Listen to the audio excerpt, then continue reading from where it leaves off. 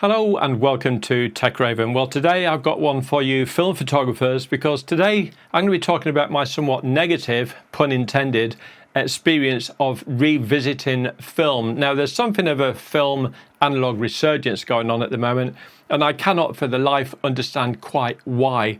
Now, I recently, a couple of months back, bought this Nikon FM2N with this Nikkor 135mm f2.8 AI-S lens, and I also bought this Nikkor 50mm f1.4 AI-S lens as well. I bought 3 rolls of film, a couple of rolls of Kodak Ektar and some black and white Ilford, and I spent a little bit of time putting some film through this camera.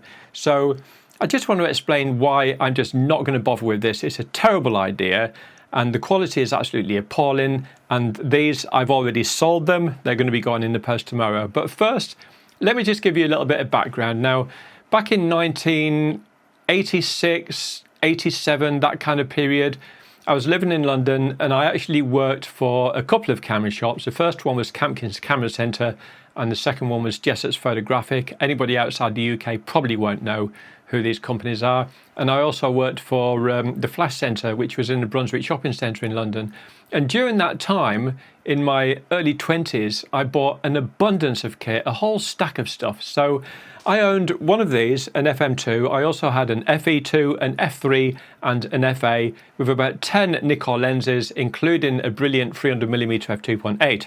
I also had a Canon F1 with 3 or 4 Canon FD lenses, a Hasselblad 500cm with several Carl Zeiss lenses, a Mamiya RZ67 Pro 2 with 2 Mamiya lenses. So I've had the whole thing, and in London I actually had my own darkroom where I not only did black and white, but I also did colour, including Chrome, because I used to do a lot of shooting on Fujichrome slide film for both 35mm and medium format.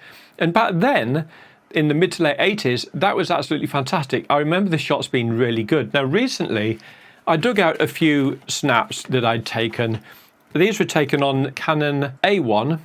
And, you know, there's just a couple of snapshots here that I took of some buildings, places in London. You know, nothing special. A couple of shots of a friend, one of my first BMWs, a little sunset shot, and a policeman in Hyde Park. And when I look at the quality of these, they really are terrible. They're not that good at all. And the reason I bought this is because I was feeling nostalgic. I thought, you know what? I'm going to buy a Nikon, you know, an FM2N again, so I can get back into the, you know, whole manual thing, manual focus, manual aperture, you know, the whole paraphernalia. So I was just feeling nostalgic and I thought I'm going to buy one of these and a couple of lenses and put some film through it. And I did.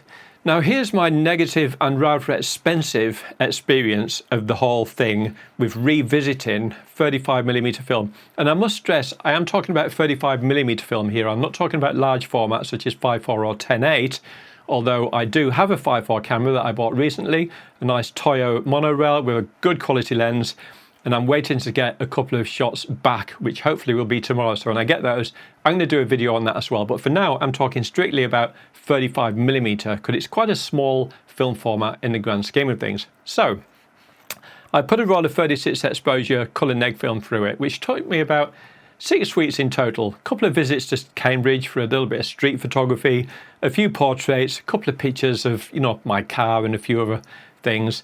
And after I did that, I had to then send it off to a lab. Now, starting with the cost, the roll of Ektar film cost me £18. And then it cost me £4.50 to send it to a lab to get it developed. Now, £4.50 in the UK was the cheapest price I could find to get it sent tracked delivery. Okay, so with the film, I'm up to about £22-23 now, and to send it off to get it developed. Now, developing and printing was £29 with this particular company that I used. That's for 36 exposures, 5x7-inch prints in colour, and high-res TIFF scans as well. So that was about £29. So if you add that to the cost of the film and how much it cost me to send, I'm up to about £52-53. So for 36 exposures, we're around about £1.45, maybe £1.50 per shot already. Okay, not the end of the world, but it is when you think about the quality, because when I got these images back, when they sent me the scans and I was looking at them, I thought, my God, these are absolutely appalling. They just reminded me of shots like this that are just, soft, and, there's like hardly any definition, no sharpness, no detail, a distinct lack of punch and color saturation, and just a grain fest, even for the finest grain films. They basically reminded me of photographs that were taken in the 70s. And the reason they reminded me of pictures that were taken in the 70s, even though they were only taken a couple of weeks ago in 2026, was because film technology, it basically hasn't advanced in like 100 plus years. I mean, film grain, it's exactly the same today as it was in the 30s, 40s, and 50s and 60s. Nothing's really changed with film grain, which is why if you buy a camera like this and put film through it, be it Ilford FP4, HP5, or some Kodak, Ektar, or whatever, Ektachrome, it's still going to look like it was taken 20, 30, 40, 50, 60 years ago, because the grain structure and the color, nothing's really changed. So when I got them back, I thought, no, these are just absolutely appalling, especially compared to my Canon R5 Mark II or the R6 Mark II that I'm actually shooting this video on right now. There's absolutely no comparison. And comparing these old analog shots, even to like a 10-year-old iPhone, it would beat these kind of images. Now, I've got an iPhone, what is it, a 13 at the moment, but you could go right back to like an iPhone 5 or an iPhone 4, and that would produce way better image quality than something like this. So I put a post on the forum because I couldn't quite get my head around this film resurgence and why people are doing it.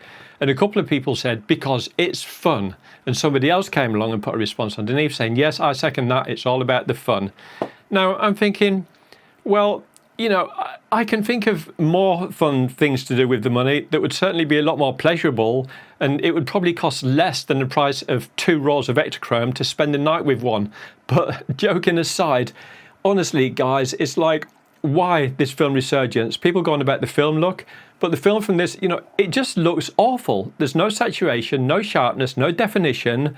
They just look absolutely terrible. So I can't understand quite why anybody would want to essentially retard the quality of their photographs from a quality digital camera to going back to something like this. Now, yes, you might enjoy the experience of the winding on, the manual focus with the split prism in the viewfinder, the aperture, the full mechanicalness of it, the fact that this little battery in the bottom, which only operates the meter in this camera, lasts for about 7 years. So essentially it's fully mechanical, and that's all well and good.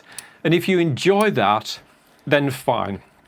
Good luck to you. That's what it's about. If it's the enjoyment and you don't mind the fuzzy images aren't that great, because, lenses like this Nikkor 50mm f1.4 AI-S lens, back in its day, this was a really sharp lens. It was considered top drawer, as was this one. But by today's standards, the lenses I've got for my Canon stuff, the R series lenses for the R5 Mark II, which are L series, they're just in a different stratosphere, honestly, to lenses like this. They're totally different. Now, the hybrid workflow is something that I can't get my head around either, where people shoot on a film camera like this, and then they'll basically send them off. The negatives get developed in chemicals, obviously they have to be, but then they're scanned. And from the scan, they either make inkjet prints, or they will basically project that scan essentially onto a light-sensitive paper and just run it through an old Fuji machine. So they're not going to be brilliant anyway. And by actually scanning them, you're just digitizing them anyway. So your analog negative is just being digitized, and it's been turned into essentially a bunch of computer code, just a whole bunch of noughts and ones that tell the file what colors, what pixels, etc., etc. That's all it is. So why bother with this in the first place? Just cut out the middleman and shoot on digital rather than shooting on analog, processing it, scanning to digital, and coming back with a terrible quality image. Again, I can't get my head around any of that stuff. So before you flame me, before anybody that's sort of into the whole film thing, this film revolution that's going on right now, or resurgence even, don't flame me in the comments. This is just my opinion. For me, it wasn't a good experience. It's an expensive experience, and when you get the results back, they're absolutely terrible. So that's just my thoughts on it. Again, if you enjoyed the process, then good luck to you. If that makes you happy, then fine. But for me, it's been sold, that's been sold, and at the end of the day, it was just a brief moment of madness while I went down memory lane and just got all nostalgic. But now I've done it, I figured I'd just do this video just to give you my thoughts and feedback on it. So anybody that's thinking of getting into film, I wouldn't recommend it, because this film look of 35mm certainly is not a good look. It's a grain fest. It's just terrible. There's no detail, there's no resolution there. The color saturation is lacking. So I really wouldn't bother. If it's for just quality, I would just go digital all day long. Okay, so I just wanted to jump in here and point out a couple of other little things that you might not have thought about. Now, I've got this Toyo View 45G 5.4 large format camera, and I'm going to talk about that in a minute and why that's there. But don't worry, for now, we're still talking about 35mm film, because I just wanted to point out a few things that you may not have thought of. And that is that you've got to send your film off to get it processed, because gone are the days when there were 1 hour photos on the high street, or in the UK, snappy snaps, where you could take your film in, drop them in the morning, and a couple of hours later, pick them up in the afternoon. Or in the case of some of the high street pharmacies, you'd drop your film off, and then a van from the lab would collect them, take them away, and deliver them back the next day. So that was all relatively safe in the grand scheme of things. But these days, there's not many people developing film, so you've got to send it in the post. Now, when you send it in the post, of course, it can potentially get lost. Or worse still, well, if there's anything worse than getting lost, when it's at the sorting office, your parcel with your film in it could drop on the floor off the conveyor belt, and a careless worker could accidentally step on the film and break it. So there's a potential risk there. And then if it gets to the lab, which it probably will, there's always a chance that the person in charge of the chemical developing that day had a few drinks the night before, and maybe he's got the temperature wrong in the developer, and it potentially could wreck your film or over-process it and overexpose it by 2, 3 or 4 stops. Hence, there's a little bit of a risk at the lab as well. And then, of course, they've got to send it back to you, which brings us back to it could get lost in the post again. So at the end of the day, this is all a little bit Russian roulette and a tiny bit risky, in my opinion. Now, back in the day, in the late 80s and 90s, when I lived in London, in Soho, in the West End, there was a place called Joe's Basement, a professional lab that all the photographers used to use back then. And I lived in North London, so I'd simply hop on the tube, 15 minutes, 20 minutes later, I'd be there, and I could drop off my films for processing and pick them up the next day. So that was all relatively safe. Now, that's going to bring me on to this. Now, this is a medium format negative. It's transparency film taken on a Mamiya RZ67 Pro 2, so it's 6x7 format, and you might have noticed that on the bottom here it's actually broken off. Now, how did that happen? I was recently scanning some film, and I put this into a film holder, and the corner of it got stuck in the film holder, so it got jammed in there, and I gave it a little pull thinking, oh, it'll just sort of pull out. But when I pulled it, the negative here actually cracked and snapped off, because this film emulsion, it gets brittle over the years. Now, this was actually taken about 25 years ago, and it's become a little bit brittle, so they can break, so they're not foolproof. So you've got that potential hassle as well. So it's hardly a good backup plan. Now, I remember back in the day when the Fuji S1 came out, and I got to try one, and when I did, I thought to myself, you know what? I know this is only 6 megapixels or whatever it was, but I thought at the time, film is dead. It's absolutely dead in the water. And then, of course, later on, Nikon brought the D1 out, I think it was, and then the megapixels started to go up and lenses got better, and we just haven't turned back at the end of the day. Now, I recently read on Red Shark magazine, I'll put a link in the description below, about a shortage in silver, which of course is used in the chemical process of developing films. Now, in 2015, silver cost $15 per ounce. Today, it costs $72 per ounce. So it's actually skyrocketed. It's gone through the roof, because not only because of the film resurgence, but we're actually, to get silver, we're competing with EV cars, solar panels. So there's a lot more need for silver now because of the silver halide that is used in film stocks and paper and developing chemicals and so on and so forth. And once that silver's been used, it can't be recycled. In the case of developer, it's basically poured down the drain. So I'll put a link in the description below. It's quite a good article on this potentially killing the film resurgence a little bit. Who knows? But anyway, that's that. So not too keen on the element of, the whole sort of film thing from that perspective and all the risk that goes with it. Now, just getting onto this Toyo 5.4 camera. It's my camera. It's basically a ground glass focusing system. It takes film holders that go on the back. So you've really got to think about what you're doing with these cameras. I've already shot a couple of black and white photographs on this. I wasn't blown away with them. They weren't that good, to be honest, but in fairness, it was 10-year out of date foam pan black and white film, and that's not the best quality film on the planet, and it was 10 years out of date.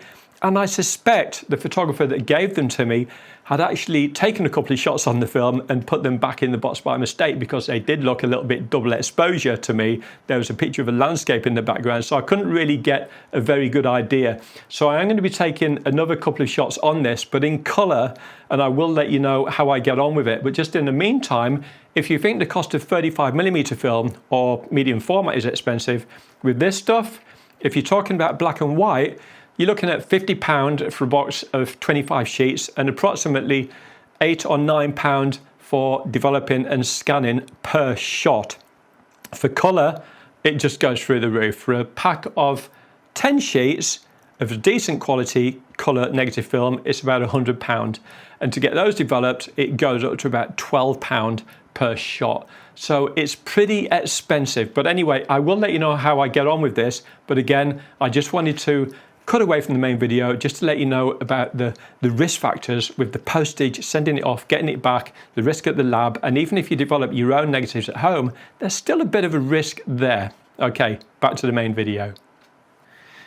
Now, some people would even say that using a camera like this makes you a more considered photographer, because you have to focus manually, you've got to set the aperture, and you've got to set the shutter speed up here on top, and so on and so forth.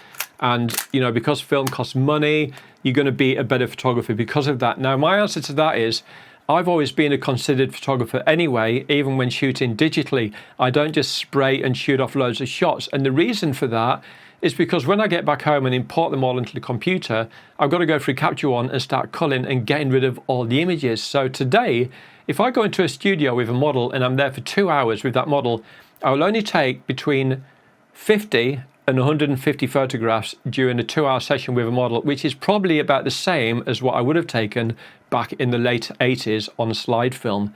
So, you know, if you want to be a considered photographer, that's a mindset. It's not about what equipment you use. Just, you know, you have to be a considered photographer in here, and not just because you're shooting on film. So just, you know, if it works for you, just imagine you're shooting on film, and before pressing the shutter on a digital camera, just pretend it's costing you £1.50 or, you know, $1.50 for one individual shot. And if you're, you know, going up to 5.4 or 10.8, then the prices just get absolutely crazy. So there we are. That's my thoughts and feelings on analog film resurgence and 35mm film stuff. Hope you enjoyed the video. Watch out for the one that I'm going to do shortly on 5.4, because I'm going to give you my thoughts and feedback on that. I'm hoping that the results from 5.4 cut film on a Toyo monorail with a really good quality Roden stock lens is going to be far superior to this, and I'm hoping it's even going to be better than my Canon R5 Mark II. But the next video is going to be on that, so watch out for it. Till then, hope you enjoyed the video. Bye for now.